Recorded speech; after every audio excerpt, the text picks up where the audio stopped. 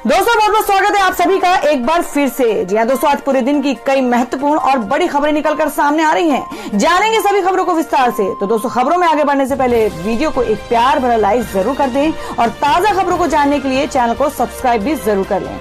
तो देखते हैं पहली बड़ी खबर क्या निकल कर आ रही है।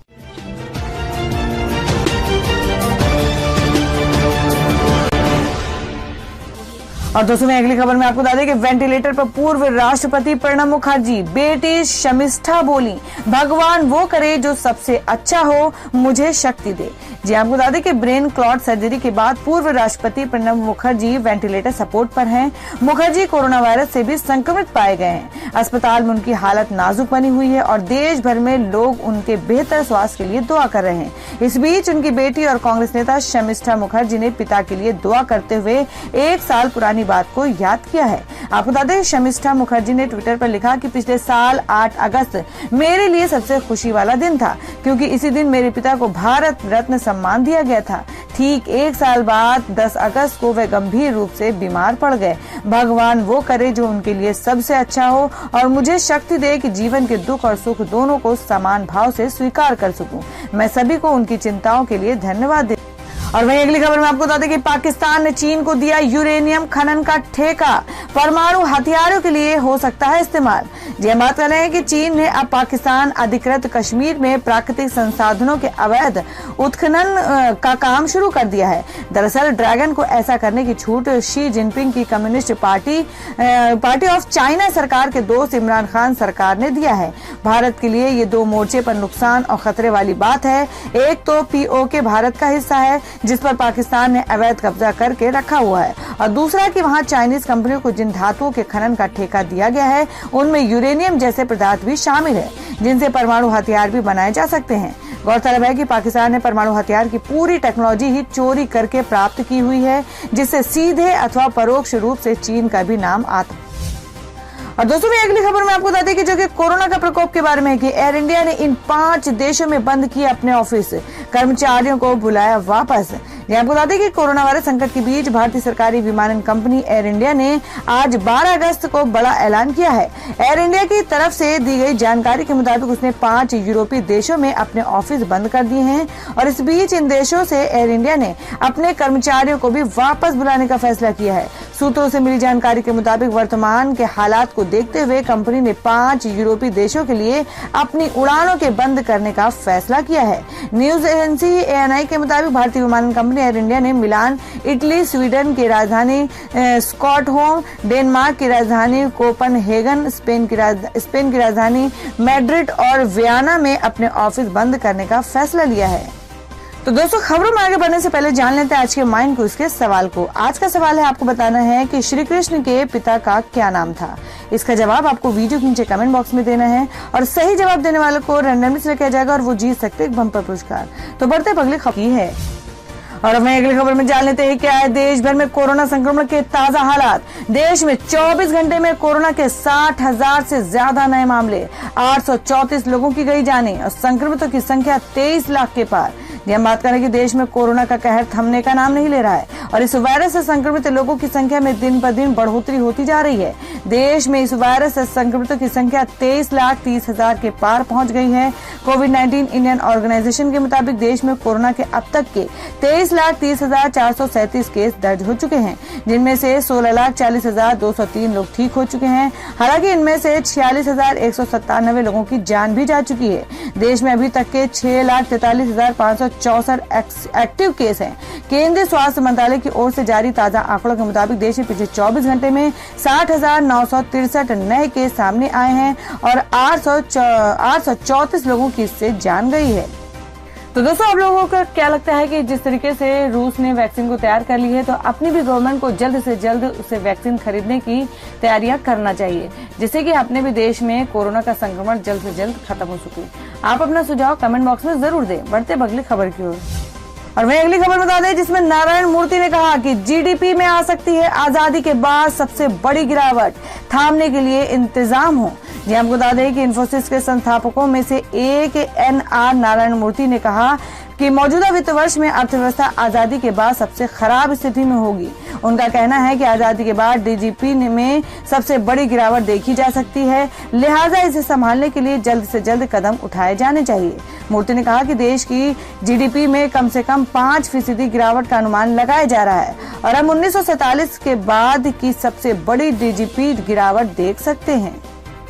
नारायण मूर्ति ने कहा कि ग्लोबल GDP नीचे आ गई है, ग्लोबल ट्रेंड डूब खबर की होगी।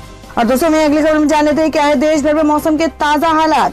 आपको बता दें कि दिल्ली NCR समेत उत्तरी राज्यों में बारिश की भविष्यवाणी, देश के कई हिस्सों में बाढ़ जैसे हालात।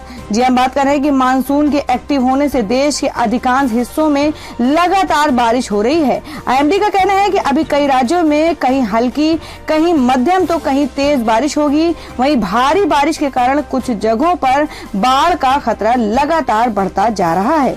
जी हम बात कर रहे हैं कि देश में मानसून के एक्टिव मौसम के मिजाज में लगातार बदला हुआ है। अधिकांश हिस्सों में लगातार बारिश हो रही है और वहीं कई जगहों पर बाढ़ जैसे भी हालात बने हुए हैं। IMD ने कहा कि बुधवार तक दिल्ली NCR और उसके आसपास के इलाकों में मध्यम बारिश की संभावना है। दरअसल रविवार को यहां अच्छी बारिश हुई थी, जिसके कारण दिल्ली वासियों को गर्मी से काफी राहत मिली थी और तापमान में भी गिरावट आई थी। IMD का कहना है कि हरियाणा, पश्चिमी उत्तर प्रदेश और दिल्ली NCR में बंगाल की खाड़ी से चलने वाली हवाएं पहुंचेंगी, लिहाजा यहां पहले अच्छी बारिश होने की संभावना है, इसके बाद मध्यम बारिश हो रहा है।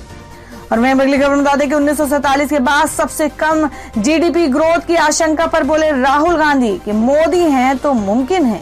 जी आपको बता दें कि कारोबारी NR नारायण मूर्ति के भारत की GDP में आजादी के बाद सबसे बड़ी गिरावट आने की आशंका जताए जाने के बाद राहुल गांधी ने प्रधानमंत्री नरेंद्र मोदी पर निशाना साधा है। नारायण मूर्ति के बयान से जुड़ी कुछ खबरों को शेयर करते हुए राहुल गांधी ने ट्विटर पर लिखा कि मोदी हैं तो मुमकिन है। राहुल गांधी लगातार ये कहते रहे हैं कि प्रधानमंत्री मोदी पर देश की अर्थव्यवस्था को बर्बाद कर रहे हैं। इन्फोसिस संस्थापक है NR नारायण मूर्ति ने कहा है कि देश की GDP ग्रोथ 1947 के बाद की सबसे खराब हालत में पहुंच सकती है। मूर्ति ने कहा कि भारत की GDP में कम से कम 5% संकुचन का अनुमान लगाया जा रहा है। ऐसा लग रहा है कि हम 1947 के आजादी के बाद की सबसे कम GDP ग्रोथ देख सकते हैं और बहुत जरूरी है कि अर्थव्यवस्था को जल्द से जल्द पटरी पर लाया जाए। उन्होंने कहा कि देश में जो लॉकडाउन लागू किया गया है उसके बाद से लगातार उनका ये मानना है कि लोगों को कोरोना वायरस के साथ ही जीने के लिए तैयार होना होगा। तो दोस्तों खबर में आगे बढ़ने से पहले एक बार फिर से आपको याद दिला दें कि अगर आपने अभी तक के हमारे वीडियो को लाइक नहीं किया तो जल्दी से वीडियो को लाइक कर दें, क्योंकि आपका एक लाइक हमारे लिए बहुत ही महत्वपूर्ण होता है। और अगर आप हमारे चैनल पर नए हैं तो चैनल को जरूर सब्सक्राइब कर लें और बेल के बटन को भी जरूर हिट कर दें। और हमारी पूरी न्यूज को जानने के लिए वीडियो को लास्ट तक जरूर देखें। बढ़ते बगलेंगे। और वहीं अब अगली खबर बता दें कि सऊदी अरब का पाकिस्तान को करारा जवाब, ना ही तेल मिलेगा और ना ही कर्ज। जी हम बात कर रहे हैं कि पाकिस्तान और सऊदी अरब के बीच तनातनी अब खुलकर सामने आने लगी है। सऊदी अरब और पाकिस्तान के एक दशक से ज्यादा पुरानी दोस्ती पर अब प्रधानमंत्री इमरान खान के विदेश मंत्री शाह महमूद कुरैशी के बयान के बाद दरार आ गई है। आपको बता दें ताजा घटनाक्रम में सऊदी अरब ने साफ कर दिया है कि पाकिस्तान को ना तो तेल मिलेगा और ना ही किसी तरह की कोई कर्ज मिलेगा। मिडिल ईस्ट मॉनिटर की तरफ से इस बात की जानकारी दी गई है। आपको बता दें कि पिछले दिनों कश्मीर के मुद्दे पर शाह महमूद कुरैशी ने सऊदी अरब की अगुवाई वाले organisation of Islamic cooperation OIEC पर हमला बोला था। पिछले दिनों पाकिस्तान ने सऊदी अरब का $1 बिलियन का कर्ज वापस किया है और ये कर्ज नवंबर 2018 में सऊदी के साथ हुई इस पैकेज डील का हिस्सा था, जिसके तहत पाकिस्तान को कुल $3 बिलियन का लोन मिला था और $3.2 बिलियन का ऑयल क्रेडिट के तौर पर था। सऊदी अरब के क्राउन प्रिंस मोहम्मद बिन सलमान फरवरी 2019 में पाकिस्तान के दौरे पर गए थे। उनके पहले पाकिस्तान दौरे पर ही डील को अंतिम रूप दिया गया था। पाकिस्तान के विदेश मंत्री कुरैशी ने कहा था कि OIC कश्मीर मुद्दे पर भारत के खिलाफ कोई कार्रवाई नहीं कर रहा है। और दोस्तों में अगली बड़ी खबर निकल कर आ रही कि सांप्रदायिक हिंसा में सुलग रहा था शहर, हनुमान मंदिर बचाने के लिए मुस्लिमों ने बनाई मानव श्रृंखला। जी हम बात करें कि देश का IT हब और सबसे हाईटेक शहर में शुमार कर्नाटक की राजधानी बेंगलुरु मंगलवार की रात एक सोशल मीडिया पोस्ट के चलते हिंसा की भेंट पर चढ़ गया। 4 घंटे तक शहर में आगजनी होती रही, तोड़फोड़ और पत्थरबाजी हुई। बेंगलुरु के DJ हल्ली इलाके में उपद्रवियों ने कांग्रेस विधायक श्रीनिवास मूर्ति के घर को निशाना बनाया और इस हिंसा में एडिशनल पुलिस कमिश्नर समेत 60 पुलिस वालों को चोटें आई हैं। 3 उपद्रवियों की मौत हो गई है। जिस वक्त पूरा शहर दंगे की आग में जल रहा था, उसी वक्त सांप्रदायिक सद्भाव की एक ऐसी मिसाल पेश की गई है जो आक्रामक भीड़ के गाल पर एक तमाचा है। आपको बता दें कि न्यूज एजेंसी ANI ने एक वीडियो साझा किया है जिसमें दावा किया गया है कि हिंसा के दौरान मुस्लिम समुदाय के कुछ लोगों ने हनुमान मंदिर को भीड़ से बचाने के लिए मानव श्रृंखला बनाई।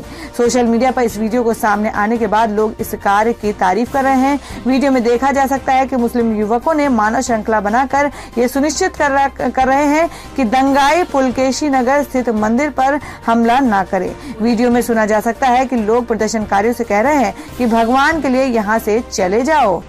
तो दोस्तों, आज की जो पहली बड़ी खबर निकल कर आ रही है, आपको बता दें कि रूस का दावा 2 महीने बाद भारत को भी उपलब्ध करवा सकते हैं कोरोना की वैक्सीन।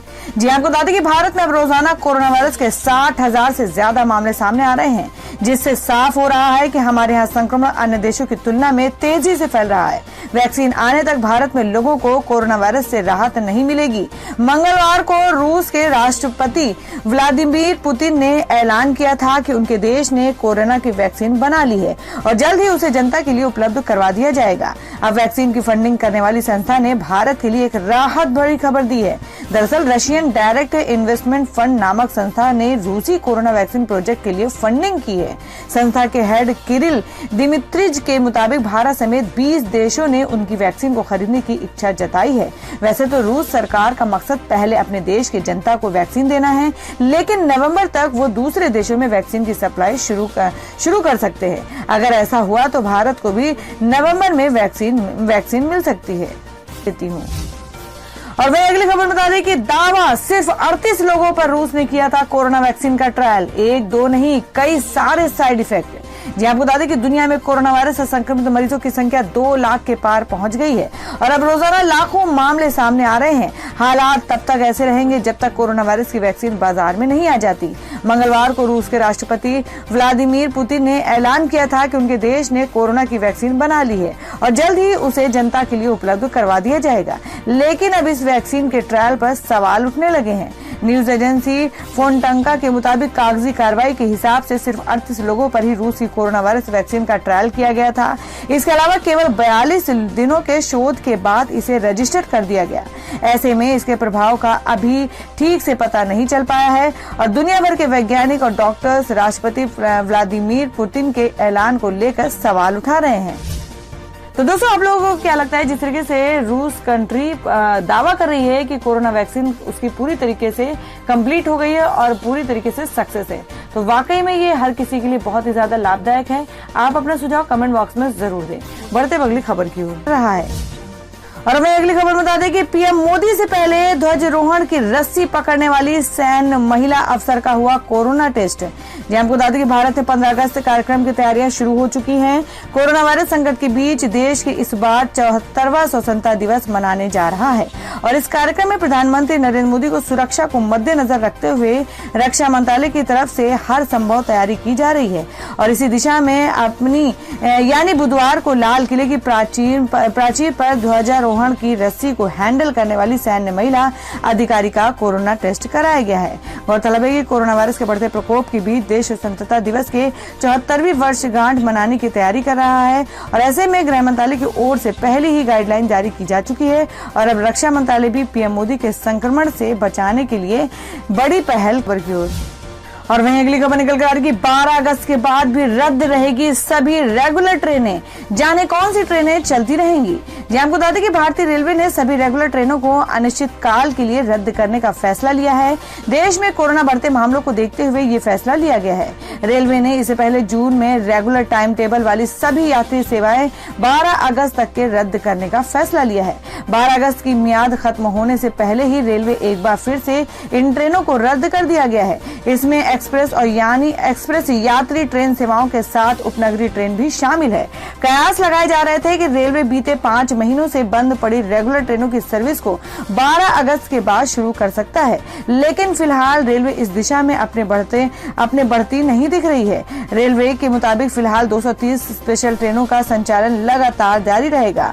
भारतीय रेलवे के मुताबिक रेगुलर ट्रेनों के अलावा लोकल ट्रेन सर्विस भी अगले नोटिस तक रद्द ही रहेंगी और वहीं 230 स्पेशल ट्रेनें चलती रहेंगी। हालांकि मुंबई में लोकल ट्रेनें राज्य सरकारी के दिशा निर्देशों के तहत चलती रह सकती है। तो दोस्तों, ये थी अब तक की सभी बड़ी खबरों की अपडेट्स। टुडे ब्रेकिंग न्यूज और लेटेस्ट खबरों को देखने के लिए हमारे चैनल को सब्सक्राइब जरूर कर लें, वीडियो को लाइक और शेयर भी जरूर कर दें अपने दोस्तों और रिलेटिव्स के साथ। तो दोस्तों, फिर मिलेंगे काम की खबरों और सरकारी योजनाओं की एक और नई वीडियो के साथ। तब तक के लिए धन्यवाद दोस्तों।